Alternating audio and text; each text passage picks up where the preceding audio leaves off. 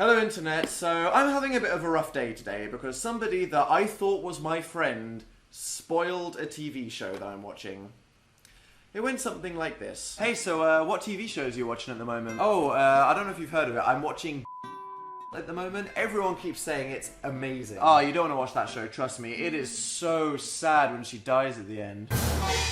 What? That's not a spoiler. I didn't say who died. It was a fucking spoiler! Needless to say, I killed that friend. Not really, I'm just never talking to them again. I hate spoilers. As someone who really immerses themselves in every TV show or movie I watch or book I read or game I play and wants the strongest possible emotional impact, any kind of spoiler completely ruins it for me. If I find out that someone is dead, or a character was evil, or they turn out to be a dog that was wearing a human suit the whole time, then I will just become an emotionless husk where nothing has any meaning and everything that I thought was beautiful about the world has been destroyed. But the thing is, these days, in the world of apps and social media and idiot friends, it is literally impossible to avoid spoilers. If a character dies, it is going to be the #1 trending topic on Twitter, it is going to be the top trending story on Facebook, and Reddit and Tumblr just turn into a completely uncensored memorial service of memes. This happens all the time for sports results, but I shit you not, I once got a notification from the BBC News app saying that a character in a show I was watching had just died. I thought that news notifications were supposed to be for impending natural disasters, not for just ruining my bloody afternoon. Because I value the surprise of stories so much, I don't look at anything until I have finished it. I don't read any news, I don't join in the fandoms, I sure as hell don't watch any trailers, never mind those cinema trailers that literally show the entire movie. I don't care if I look weird going la la la. La la la la la la la la la la la for 5 minutes because I am going to enjoy it more than you. But I have been known to go to some rather extreme lengths to avoid seeing any spoilers. For example, whenever an episode of Game of Thrones has been on TV, I literally don't go on the internet until I have watched it. I'm being serious. I go full Amish. No TV, no laptop, no phone. That shit's going on airplane mode. I even close the blinds in case someone has written it in the sky. You cannot be too careful. I wonder sometimes if the things that I consider spoilers sometimes go a bit too far. Oh, cool. It looks like Channing Tatum is going to be Gambit. What? It's not a spoiler knowing that the main character is in the movie. Isn't it? Isn't it? Get out of my home! I just want to live in a spoiler-free bubble with a mini fridge. And a toilet, maybe, I guess.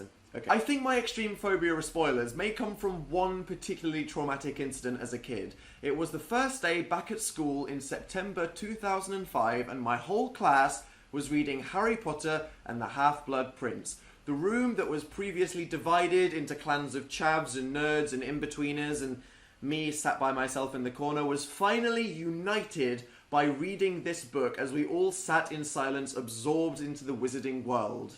And that is when Ahmed came in. Now you see, by this time the book had been out for about a month, so some people had the opportunity to have finished reading it before school started again.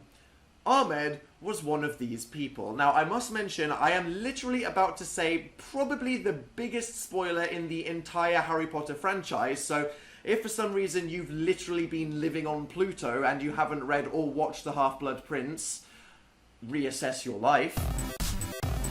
He waltzes into the class and with the biggest grin on his face proudly proclaims, Dumbledore dies on page 556. If the class was previously united by a love for this book, they were now united by a thirst for murderous revenge. There were compasses thrown, tables flipped, every name under the sun shouted, and our teacher honestly didn't seem that compelled to stop it, and Ahmed ended up even less popular than me. Sometimes I wake up in sweats just remembering that scarring incident, so do not judge me for being afraid of spoilers. Okay? What kind of evil person intentionally spoils things? What do you get out of it? Is it just your sick little way of taking out your feelings on others because it's easy? If so, why don't you just stop being such a chicken and go become an evil genius that destroys the entire planet already? I know I've said before that it's important to be forgiving and to allow people to learn from their mistakes, but if you spoil something for me, I will cut you out of my life. So I swear to God, if anybody jokes in the comments under this video about a certain fictional character having a blast, I will block you. that is all.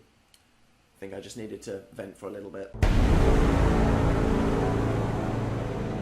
The comments under this video are probably going to be a minefield, so consider that your warning. Do not share specific experiences of times you got spoiled down there, okay? Just talk about maybe how much you hate the people that give spoilers and talk about how to avoid them. It's not going to work, is it? If you want to see more of my videos, then you can click here to subscribe to my channel. I will link to my last one over there. And yeah, stay tuned for next time where I will be talking about the time where...